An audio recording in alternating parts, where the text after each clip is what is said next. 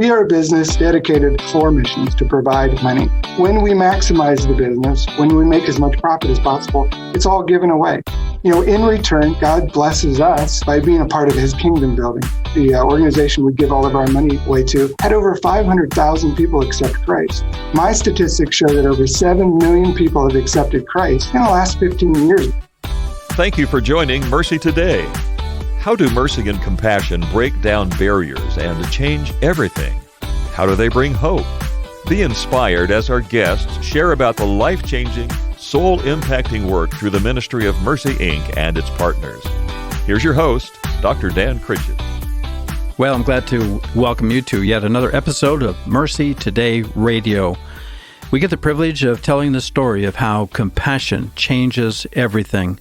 And I want to remind those in the studio here and as well as those who are listening that God is on the move. If you don't see that, if that is kind of foreign to you or you're looking for it, keep listening to our shows and hear about where he's at work around the world. And because he's got a lot of things going on, a lot of things to share. We're going to open up a different chapter today because we get to tell the work about the great work of Mercy, Inc. and its partners and friends. Mercy has a very close relationship with, we'll just call it OMS, but is One Mission Society. We're going to hear about that story as we go talking with our guests here. So we're going to flip into the work of business, and I want to pose a question. What are some reasons that people are in business, whether they started their activity in that business or not? What is their reason now? Some people, they want to do what they love and hope to get paid for it. That's one reason to be in business. Some want to make an income for themselves or their families, and some want to serve people and solve a problem or meet a need. And some want to monetize what they're good at. So here's a different twist. What if the main goal of a business was to make lots of money, and give it away? Or more precisely, in this case, to invest in God's kingdom work around the world. What would those board meetings be like? What would the work atmosphere at that company, large or small, what would that be like? What would the annual reports be like if we were in business to make a lot of money and to give it away or to invest it in God's kingdom work around the world? What would the executive conversations be like? I have a feeling that would be a lot different than what a normal business would have at those board meetings and the work atmosphere and annual reports. Does that sound crazy? Well, not to our guest on today's episode. So that's exactly what his company is doing and has been doing for a long time. The name of this episode is What Could God Do with Your Business? So, listener, I want to welcome you to the discussion, invite you to lean in, listen seriously, because this is, I think, nothing short of revolutionary. This is something really, really out of the ordinary. But I really like what our guest is going to talk about, how he's going to explain what they're doing and why. So, zooming into the studio today is Kevin Kempton. He is the president and CEO of U.S. Plastic. And again, the episode for today is called What Could God Do with Your Business? Obviously, that's a little bit of a tease, a little bit of, to ask you to dream a little, think a little bit, and open your heart and mind to what God could do with your business. So, Kevin, there you are, zooming in. I see you on the screen. Thanks so much for coming in today by Zoom, and welcome to Mercy Today Radio. It's my pleasure. Thanks for having me. We got a lot of stuff to cover, so shall we get right into it? Sure. So it all really is kind of centered on the framework of Stanley Tam. And so if you could give us a brief overview of his vision, and that'll kind of set the stage for the other things we want to talk about. Well, Stanley Tam, about 80, 90 years ago, started a company, and his goal was to make money, just like what you were talking about. Yeah. And it quickly evaporated on him, and he saw that it just wasn't working out. And he made a commitment to God. He was a new Christian at this point. And he made a commitment to God and said, I'm going to give this business away to you. And if I just want you to prosper it. And he didn't do it for greed. He didn't do it to, he didn't have a heart to have all the money in the world. He just wanted to be a success.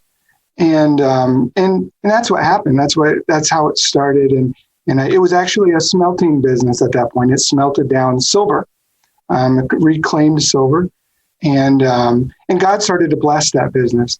And eventually, he came to the point where he heard the nudge from God, and God said, "Give this business to me."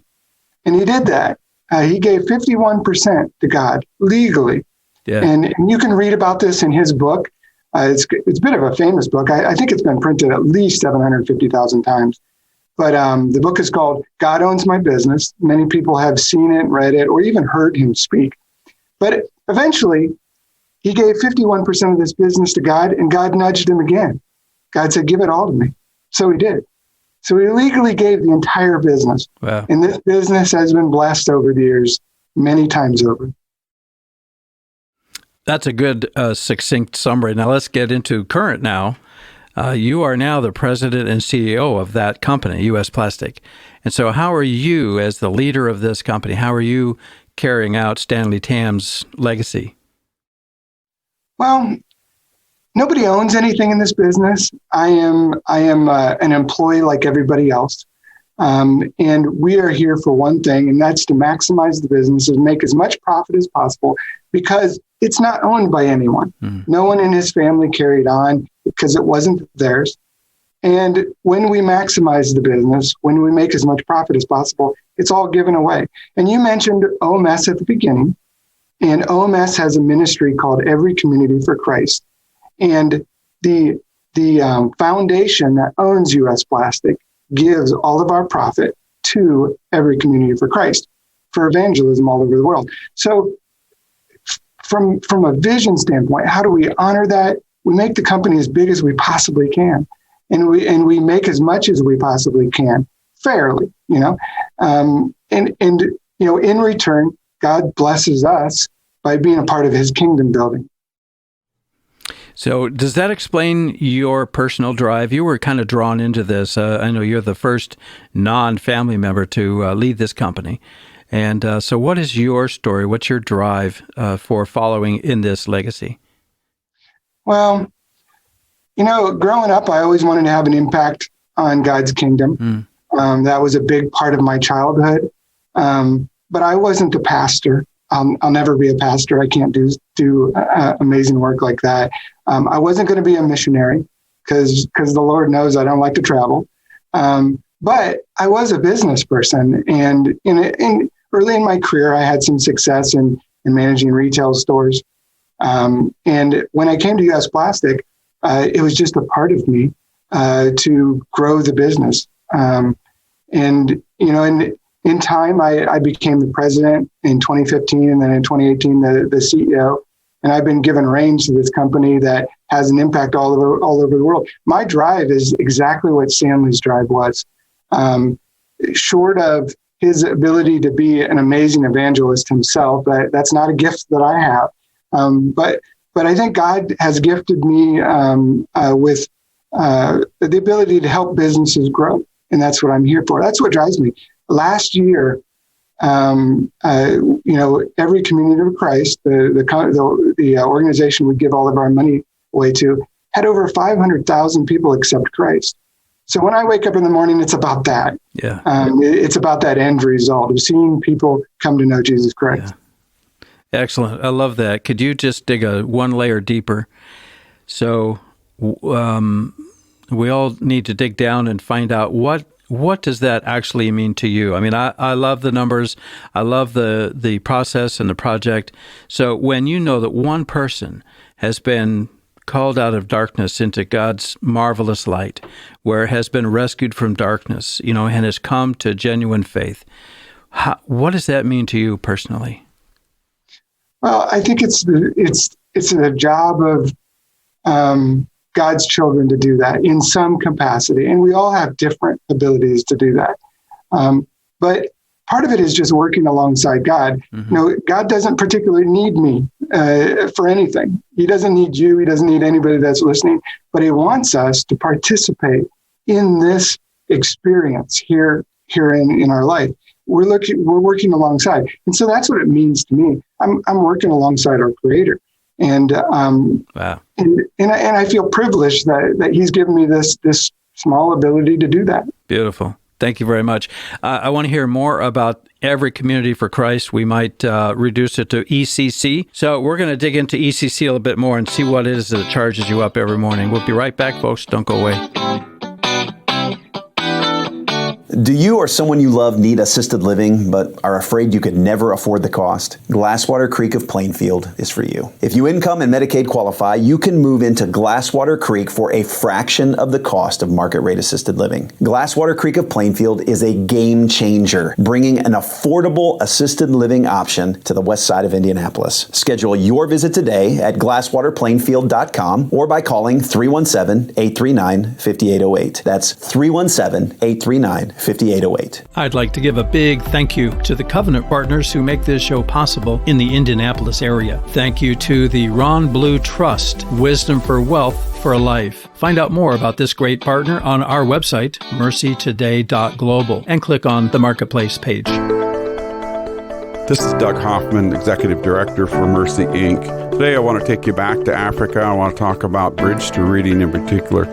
Bridge to Reading is a program where we teach adults how to read and write in their own language. And as we do that, we see a difference in their lives because all of a sudden there's more dignity in the home. There is more respect for the wives, for example, because they can't read. They're not considered worthy at that point in time. But as they begin to read and write, then they can do their budgets. They can provide an income. Also, they can read the Bible. And if you think about it, as they start to become spiritually aware and they're actually able to take the Bible and make a difference in their lives, not only for their kids, but for their husband and for themselves for eternity.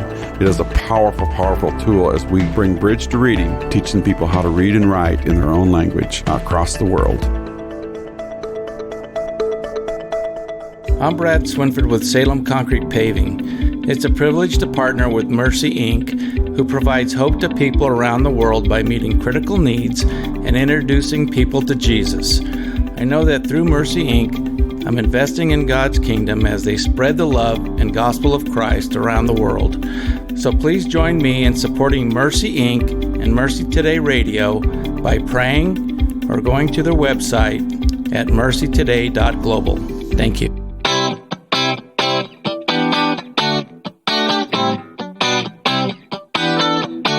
We are back in studio here. We are talking to Kevin Kempton, the president and CEO of U.S. Plastic. When I say we're in the studio, I'm here, but Kevin is zooming in to join us from afar. And so we're going to resume our discussion. Thank you again, Kem, for being with us today. My pleasure. Yeah, we're going to get right back into it. The title of this show is What Could God Do with Your Business? And we want to hear something about what God is doing with your business with U.S. Plastic now that you're at the head now. You're president and CEO, following quite a lineage of committed Christ followers and generous givers through the business. Now, you talked about Every Community for Christ, and if that's the passion of your company, you're sending lots and lots of dollars there. Tell us about ECC and what they're doing and how they're doing it. Well, ECC is they use something called Train and Multiply. They've been using that for about 20 years, and they're extremely effective with the money that we give, which makes the leadership at U.S. Plastic even more pleased that we know when we give money, when we're able to provide money to ECC, they're going to be extremely effective. In fact, I only know one other organization personally that I've seen that is just as effective. So it's very rare what these leaders in this group has been able to do. But essentially, they take these funds and they're in more than 45 countries all over the world. They have teams that go out and train people in those countries to train others and to multiply. Train and multiply. It's the name. Yeah. And since that was instated in the early 2000s, they've had an explosion of people coming to know Christ. In fact, my statistics show that over 7 million people have accepted Christ in the last 15 years because of Every Community for Christ, ECC. Hang on a second right there. 7 million in 15 years. Yeah. And that's just through ECC because OMS has other ministries too. So Wow. I mean, that's got to bless your people, your business people. A guy gets up with his lunchbox, heads out to the pickup, goes to work at your place. He says, man, I'm working for the kingdom here because the profit from what I'm doing here, whether he's in the office or out in the shop or whatever, he knows that he is living and working for something much beyond himself. It's got to be thrilling. Yeah, it really is. We don't have a requirement that someone is a born-again Christian to work at U.S. Plastic, but many of us are. And many of the people out on the floor and in the call center, in accounting and all the various departments, our leadership is, the vast majority of our leadership are here for that mission. Yeah. They could go off and do amazing things other places. I have some really great skilled leaders at this facility, but they choose to do this because of the mission of ECC. And that's a sizable company we're talking about. How many employees do you have at U.S. Plastic? We have about 150 employees. Okay. And they're serving clients and customers around the world with plastic products. They've really come into their own again with all the plastic requirements in manufacturing and technology, right? So we do. We have about 40,000 products that we distribute, and we have about 2,200 products that we actually manufacture. Okay. From one facility in Lima, Ohio. Yeah. Lima, like the beans. It's like the bean, yeah. It's not Lima like Peru. It's That's Lima. Correct. Got it. Okay.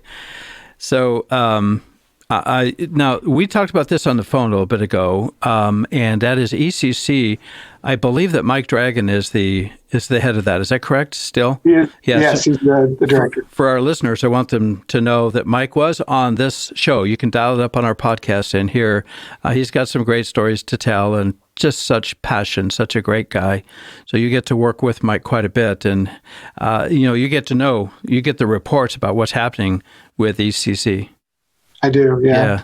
Mike is the third director I've worked with. He's done a fantastic job. He's been with ECC for a long time. And just like me, he follows some amazing men. Mm-hmm. He's followed Dean Davis, who was the director prior to that, and David Grafenberger. They have a great organization. Absolutely love those guys. Yeah. Dave Grafenberger, it took me a while to get used to being able to say his name, Grafenberger, but he's from around here, and he was on the show also. So listeners, go back and listen to Mike Dragon and Dave Grafenberger. David was a great champion in Haiti, and he had some stories about his ministry in Haiti. Great stuff. So anything else about ECC before we move on, change topics a little bit? Well, we're going to talk about my book. I know we'll talk about that. One of my favorite chapters in my book, which is called God Still Owns This Business, just published it about a month ago, is a chapter about ECC. So if you want to know a little background information about ECC, it's in one of those chapters of that book. It's fantastic. Some of the Dean Davis and others gave me some great information to share inside that book. Chapter 7. I've got a copy of it here, and we're going to give away a couple copies, so hang on, folks. Keep listening. We'll understand how you can get a copy for yourself. It's a great book. Thank you for sending that. So, Kevin, switching gears a little bit, when I first saw, I think it might have been a chapter title, or it was in one of the chapters, when you used the phrase business for missions. So I've been getting acclimated. I'm not a business guy. I'm a pastor. When we've been hearing the word business as mission, BAM, and you've talked to some of the guys on the OMS team and the Mercy team. When I saw that, I thought business for missions. Well, is that kind of the same thing, or how are you twisting, putting that together? So tell us about what is the difference. And this is so key, I think, now that I understand it, the difference between business as mission and business for missions. Sure. I heard this term, maybe about 10 years ago, people started to really use it, business as missions. And so we would talk about it, and I would hear from others about it, and everyone would reference U.S. Plastic as business as missions, but it never resonated with me. Business as missions is a little different than what we do. If you are a dentist or you are a baker and you or a daycare, you form a daycare and you do this in another country, specifically to get into that country to spread the gospel, that's business as missions, or BAM. But when you describe it, it never sounded like us. We don't do that. We make money for the kingdom, but we don't actively move into another country. We don't actively try to evangelize those peoples. So it's more of a business for missions. We are a business dedicated for missions to provide money. So I wanted to, a part of a chapter in my book talks about this and makes the distinction because I think it's important, because I think there are business owners all over the world, especially in the U.S., that could do the very same thing that Stanley Tam did, or a variation of what Stanley Tam did. They can be a business for missions company and not a business as missions. And I felt like the distinction had to be made. I appreciate that a whole lot, because not every person goes into business, as you were saying, with the idea of making that a ministry center, for vendors and employees and service people, all of that. I just want to have a chance to share Christ with them. That's not business for missions. That is just gathering the resources and dedicating the resources, whatever amount. For you guys, it's a sizable percentage, right? But to send it off or to invest it in God's kingdom work somewhere in the world. So big difference. And I appreciate, for me, being a non-business guy, for coming to an understanding of that. And which leads me to this question for listeners who are in a business or who are part of a business. Back to the question, what could God do with your business or your role in that business?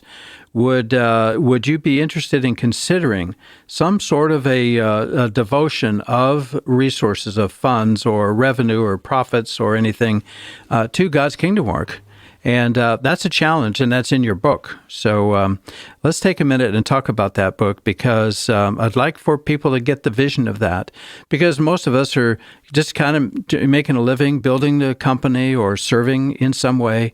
And if we raise the vision to having the profits or proceeds or something to be invested in God's kingdom work. Did I show this on the screen yet? I don't know if I did. Trying to follow the camera here. God still owns this business, and which is a follow-up to Stanley Tam's book, God Owns My Business. And so I think what we'd like to do is offer this book. And Kevin, you're going to send some out here so we can fulfill those. If you'll go on to our website, MercyToday.global, and just let us know that you would like to have a book. But there's a little connection there. We would like to send you the podcast every time we do one. Become a subscriber on our podcast list, and you'll get a fresh podcast, and it'll take you into our website. You can browse around and look at other things you would like to listen to. We've got a lot of fantastic guests that have been on the show, and you sign up for the podcast and ask for the book, and we will send one out to you. So there's a lot of good things to learn there, and I've partway through the book. I wasn't able to finish it all before we came on this show, Kevin, but thank you very much for your work. This is Kevin Kempton, President and CEO of U.S. Plastic. We are going to run out of time on the radio portion here, but we're going to bridge over to the AfterWords, where we can open up the conversation a little bit, turn the timing clock off, and we can talk about a few more things. So, Kevin, maybe you could challenge directly anybody that is in business or part of a business. How could you encourage them to take this vision and prayerfully consider to see what God might want to do with the resources of that company, of that business? Well, thanks, Dan. Thanks for having me on the show. I think from a business standpoint, one of the big questions that we get is, how do I duplicate what Stanley Tam did? Right. And a part of my book is to answer that. There's 4 reasons why I wrote this book. One of them is that. It doesn't necessarily have to be exactly what Stanley Tam did. It could be a variation. But the way I look at it is, Stanley Tam, in his vision, and what happened with U.S. Plastic is impacting the world in a huge way. What if there was 5 Stanley Tams? What if there was 50 Stanley Tams? What would the world look like in 10 years if there were more people with the same vision and have the same impact? And that's really what my book is about. And I hope it's a challenge to people, and people are welcome to reach out to the company. We get lots of people asking us questions, but I hope the book answers some of those. I'm sure they will. In fact, I found some things in there for us non-business people, some very inspirational, encouraging things, because as a pastor, I want to see the kingdom of God grow everywhere and anywhere, and sometimes it's the resources that help to make that happen. So thank you very much. I also want to say if a listener is thinking, well, that'd be interesting, where could I choose to invest dollars if I was going to make that? So again, that's a question for us. Go to MercyToday.global, get the book, sign up for the podcast, and ask for a connection. Mercy Today has projects and partners around the world doing some amazing things, and maybe you'd like to pick one of those that would be a good fit for you. So again, Kevin, we are out of time on the radio portion. We'll want to invite our listeners to stay tuned on the podcast. So thank you for coming in today. God bless you. We'll be back with more Mercy Today right after this. This is Doug Hoffman, the Executive Director for Mercy, Inc. I want to introduce you to our Mercy Minutes. Our desire is to be the hands and feet of Jesus through compassion and empowerment. I go to Matthew 25, verses 35 and 36. It says, "For I was hungry, and you gave me something to eat. I was thirsty, and you gave me a drink. And I was a stranger, and you invited me in. Naked, and you clothed me. I was sick, and you visited me. I was in prison, and you came to me." Mercy wants to be the hands and feet of Jesus. We want to be able to reach out to other people that are hurting around the world. As Jesus reached out to them, then he was able to teach them, and they were able to understand what he was saying. And that is the desire, again, of Mercy, Inc.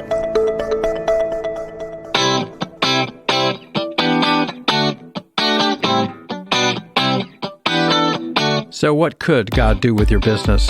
I'd really like to challenge you to think about that, pray about that. God may lead you in some amazing directions, and he'll provide the pathway. He'll provide everything you need.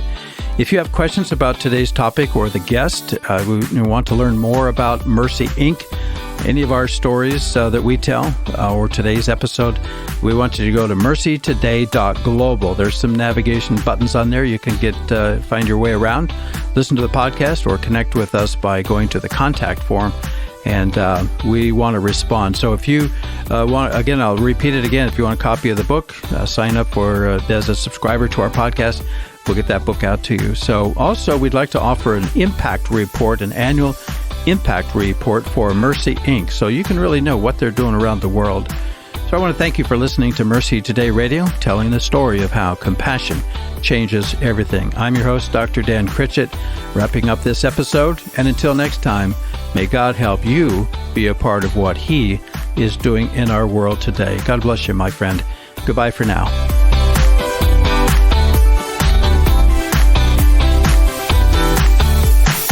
This is the AfterWords portion of the episode that we're doing called What Could God Do with Your Business?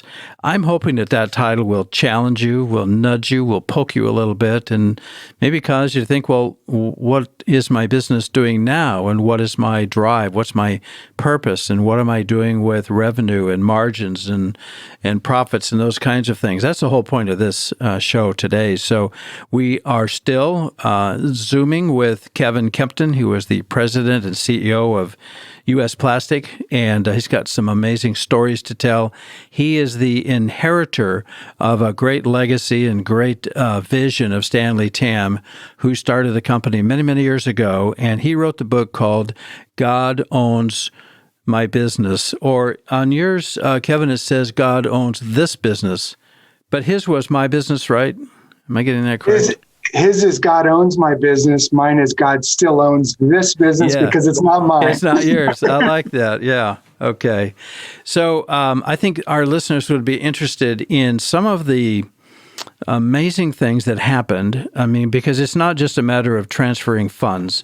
It's not just a matter of having a different purpose. It is actually, God takes good care of his stuff. And when he wants to gather resources to bless people around the world, to be evangelistic, to be church planters, to be multipliers, disciple makers, he will tap into those and bless them because he has he knows that he's going to receive those funds for that work. And you've described that well on the show. So one of the questions we have was brought up in the studio here. What if a person is saying, well, maybe I want to take a look at the structure of my company, maybe my core values, or maybe my vision, my mission. What could you say to the business person that is in a position to reconsider that and they think they want to do something different? How would they go about that? Well, we are a for-profit business. It doesn't change there. The ownership is owned by a foundation. And so when Stanley gave his business away, he gave control of his business. Now, it's kind of a shocking thing for especially an entrepreneur who starts a business and it's like this baby and you've grown it and it's this huge thing or it's this medium-sized thing. And then you say, well, okay, God, you want me to give this to somebody else? You want me to give all the control? Most people can't do that. But you don't necessarily have to do that to bless God with your business. And I think that's part of what my book talks about. Some people will be called to do what Stanley did. Some people will hand it all over and just give control to someone else and still be a part of it. But you don't have to do that. You don't have to do it to bless. You can give portions of it. You can tithe a very large amount. Mm-hmm. You can grow that tithe. So in the end, the idea of giving a business away might not be for everyone, but you can do parts of that. And that's what I want to make light of in the book. I think there are lots of people that can do something like this if they give God control. I appreciate that context. That's really helpful because if maybe a person isn't even in the role where they could do that, they can't give away a company that isn't theirs, or they can't allocate a percentage or a dollar amount because that's not their role. But I'm just thinking that this is really liberating, even for what's he called, Lunchbox Joe or Joe Sixpack. He gets up and goes to work, and maybe he could allocate a certain portion of his income to God's work. Now, you're doing it on a bigger scale and with more moving parts, more complicated. And I'm sure there are many, many stories of the journey. Maybe you could tell us a couple of those stories of some amazing things that God did because of this was a business that he owned and his work was going to be blessed as a result. So what's one story that comes to mind? Well, there are things that happened prior to me coming to U.S. Plastic. I've been at U.S. Plastic for 23 years, and I've heard the stories. The big one was back in the late 70s. Stanley just didn't have enough room to run the business. He needed to build something bigger, and part of a lot of people don't realize this, but U.S. Plastic, we don't take debt. We don't go to a bank and loan any money to do anything. It's a part of, the way we run business. But we also give all of our money away. So think about this from a business standpoint. You're going to grow a business that you give your profit away and you don't take debt. How do you do that? So in the late 70s, Stanley needed to build the buildings that we are in now, portions of the buildings that we're in now. And he needed cash. And he trusted God that God was going to give him that cash. And it was the late 70s. And as you all know, if you lived through that era, it wasn't good financially. But silver exploded. And he had lots of silver because of what the business was before the plastic business. And he was able to cash that silver in and pay for these buildings with all the profit from that. That was just one of the many stories that have happened. Now, there's other things that happened while I've been here. We again needed to grow the footprint of the building. We needed to do some major modifications. And we chose to do it right before the financial crash of 2009. We took all of our money out of the bank. And had we have not done that, the money would have just disappeared and not come back for years and years. Yeah. So these are two financial stories that show, it's kind of like a son and his father. You always have that father to fall back on. You make a mistake, dad's there. And that's kind of what this company is like. And it takes the anxiety of being a leader at U.S. Plastic away. And you can ask all my leaders the very same thing. We know that we have God to fall back on, and we're not. We do what God wants us to do. We listen to His voice, and no one will ever say we're the smartest people around. But we have God backing us up in all those situations. Yeah. And those are just two big stories. There's lots of little stories that God's there to take care of us. I want to encourage people to get into the book. And it should be plural. The first one by Stanley Tam, God Owns My Business. And then the follow-up, just recently published by Kevin Kempton, is God Still Owns This Business. And I asked about the change from my business to this business, and he just simply said, because I don't own it. It's not mine. But you're running the company, U.S. Plastic, very actively involved in all the commerce of today with the plastic products. Did you say you had 40,000 different products that you distribute or sell? Yeah, we distribute 40,000 and we manufacture about 2,100, somewhere around there. It's a little over 2,000. Yeah. Can't remember the exact number. So we do some manufacturing, but the vast majority is distribution. Yeah. So if I could make a final pitch here for the listener, go to our website, MercyToday.global, and go to the Contact Us page and just let us know that you would like a copy of the book. And in fact, Kevin, you're going to send some of Stanley Tam's books also, right? Yeah. So we'll get back in touch with you, find out how we can, where we can send it to, and we will do that. There's a lot of blessing in there, a lot of insights in how God works when He has your heart, when He has your business, when He has your family, when He has your health, when He has everything. He does amazing things and will bless you and will bless others through you. Would you agree with that statement, Kevin? Absolutely. God Owns My Business, published in 1969. It is a evangelistic book. What was on Stanley's heart was to let people know about Jesus Christ. Yeah. So it's a wonderful, inspiring book. If you haven't read it, of course, it tells the history of U.S. Plastic. My book just expands on the history of the company, and then talks about how someone can do the very same thing Stanley did with their business or their business contacts. I hope that message has resonated with some of our listeners. If they're in a position to suggest or make a decision or gather folks together and head a company in that direction, there's a whole lot of help in the book. And then further, Kevin, I want to ask you this. I don't want to put you on the spot, but if somebody had questions about the technique or about the legal things or whatever, where would we send them for getting some further answers on those questions? So there is one thing that a lot of people don't realize is that the company, U.S. Plastic, is owned by a foundation called the Stanita Foundation. And Stanita Foundation was originally set up by Stanley Tam and his wife, Juanita. And now Juanita's passed away. Stanley, as of this recording, is 105 years old. And he is a survivor. And we still hear from him. And I tell some of the stories in my book that are just fantastic. He still wants to be involved. He still listens to the statistics. And I just love that. But inside that foundation, it allows for this whole process legally to happen. Now, OMS has created a foundation that's very similar. It's called the OMS Foundation.